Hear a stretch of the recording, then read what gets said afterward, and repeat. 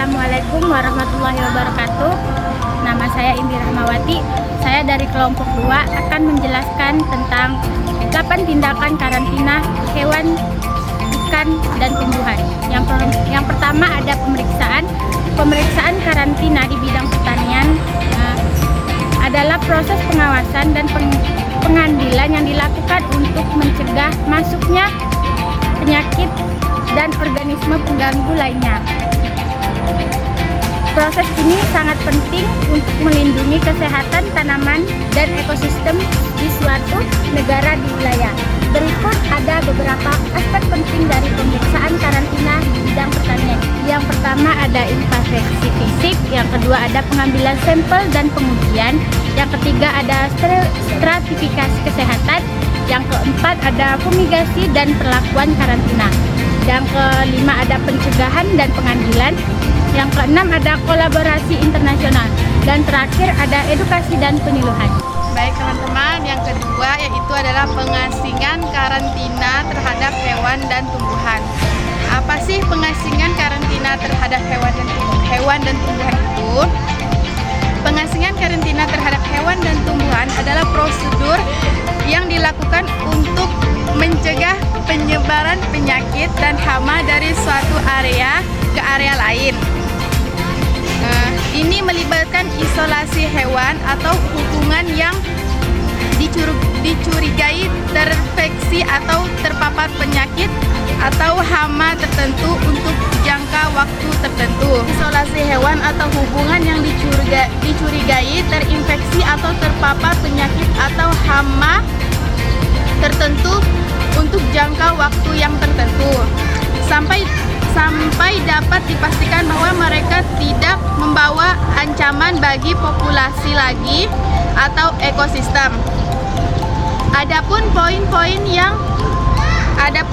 poin-poin yang bersangkutan pada pengasingan karantina terhadap hewan dan tumbuhan itu adalah yang pertama itu tujuan, yang kedua proses, yang ketiga peraturan, yang keempat pengawasan, yang kelima tindakan setelah karantina. Itulah poin-poin karantina terhadap hewan dan tumbuhan. Yang ketiga adalah pengamatan tentang tumbuhan. Pengamatan meliputi berbagai aspek yang penting untuk memastikan bahwa tumbuhan yang masuk atau keluar tidak mengandung hama atau penyakit organisme yang mengganggu lainnya.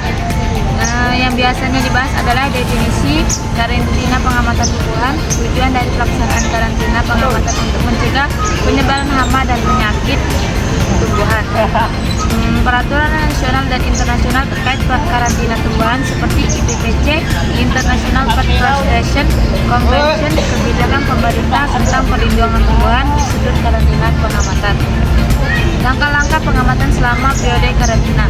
Metode inspeksi visual untuk mendeteksi tanda-tanda hama dan penyakit. Dokumentasi dan laporan hasil pengamatan, identifikasi hama dan penyakit. Jenis-jenis hama dan penyakit yang sering menyerang tumbuhan adalah yang harus diwaspadai pada tumbuhan yang diawasi, penggunaan tabel identifikasi untuk mengenali hama dan penyakit, teknik pengujian dan diagnostik. Selanjutnya saya akan menjelaskan tentang tindakan yang keempat, yaitu tentang perlakuan. Jadi di sini terdapat beberapa perlakuan karantina yang diterapkan. Yang pertama yaitu fumigasi, yang kedua iridasi, yang ketiga perlakuan panas, dan yang keempat perlakuan dingin, yang kelima penyerotan pestisida, yang keenam disinfeksi, yang ketujuh karantina isolasi, yang ke-8 observasi dan monitoring, dan yang terakhir yaitu pemrosesan dan pengolahan. Jadi pelaksanaan tindakan karantina ini sangat penting untuk melindungi pertanian lokal, kesehatan masyarakat, dan lingkungan di Kalimantan Barat dari ancaman hama penyakit yang dapat merugikan. Baik, saya akan melanjutkan tentang tindakan karantina terhadap hewan dan tumbuhan bertujuan untuk mencegah masuk dan menyebarnya penyakit atau hama. Berikut adalah bentuk-bentuk tindakan karantina. Yang pertama yaitu inspeksi, pemeriksaan hewan atau tumbuhan yang masuk atau keluar dari suatu wilayah upaya untuk memastikan mereka bebas dari penyakit atau hama. Yang kedua, isolasi, menempatkan hewan atau tumbuhan di tempat terpisah selama periode tertentu untuk memastikan mereka tidak membawa penyakit atau hama. Yang ketiga, desinfeksi dan disinfestasi, proses membersihkan dan memusnahkan hama atau patogen pada hewan, tumbuhan, atau produk terkait. Tindakan-tindakan ini dilakukan sesuai dengan peraturan dan protokol yang ditetapkan oleh otoritas karantina di masing-masing negara. Apa itu desinfeksi? Desinfeksi mengurangi atau menurunkan jumlah mikroorganisme patogen penyebab penyakit dengan cara fisik dan kimiawi. Tugas yang melakukan desinfeksi ruangan menggunakan bahan kimia dengan whisblower atau alat aplikasi dengan dosis dan takaran telah ditentukan. Alat pelindung diri pada saat melakukan desinfeksi ruangan antara lain adalah masker, sarung tangan, wetback, kacamata wudhu, dan sepatu boot. Ini penting dilakukan karena paparan bahan aktif dari desinfektan dapat bersifat toksik bagi petugas, baik melalui inhalasi maupun permukaan kulit. Pada bulan Maret sampai dengan April, desinfeksi ruangan puskesmas dijadwalkan dan dilaksanakan oleh petugas sanitarian Dinas Kesehatan. Namun, pada bulan Mei sampai dengan Juli, desinfeksi oleh sanitarian puskesmas dengan alat dan bahan yang telah disediakan oleh Dinas Kesehatan. Saya akan melanjutkan materi tentang tindakan karantina poin 7, yaitu pemusnahan.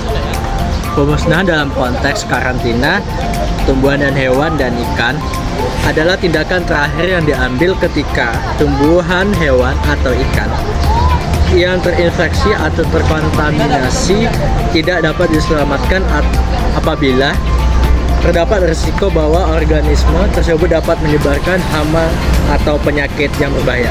Berikut ada beberapa aspek penting pemusnahan. Pertama, tujuan pemusnahan: mencegah penyebaran hama dan penyakit ke lingkungan sekitar. Kemudian ada menghindari risiko kontaminasi lebih lanjut yang dapat berdampak kepada kesehatan manusia dan hewan lain. Terakhir, melindungi keanekaragaman hayati dan ekosistem dari invasi spesies yang berbahaya. Kedua, prosedur pemusnahan.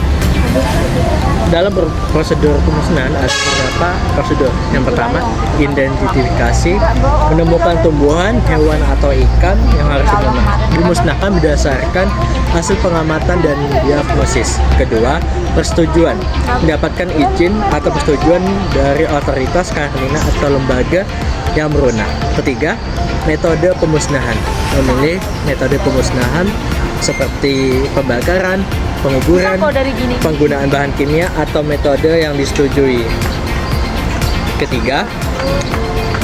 Keempat, melaksanakan pemusnahan dengan cara aman dan efisien, serta memastikan bahwa tidak ada bagian dari organisme yang bisa menimbulkan risiko penyebaran lanjut. Keenam, pembersihan dan inspeksi. Setelah pemusnahan, area atau peralatan yang digunakan harus dibersihkan dan disterilisasi untuk memastikan tidak ada sisa hama dan patogen. Terakhir, dokumentasi. Mencatat semua tindakan pemusnahan telah dilakukan, termasuk alasan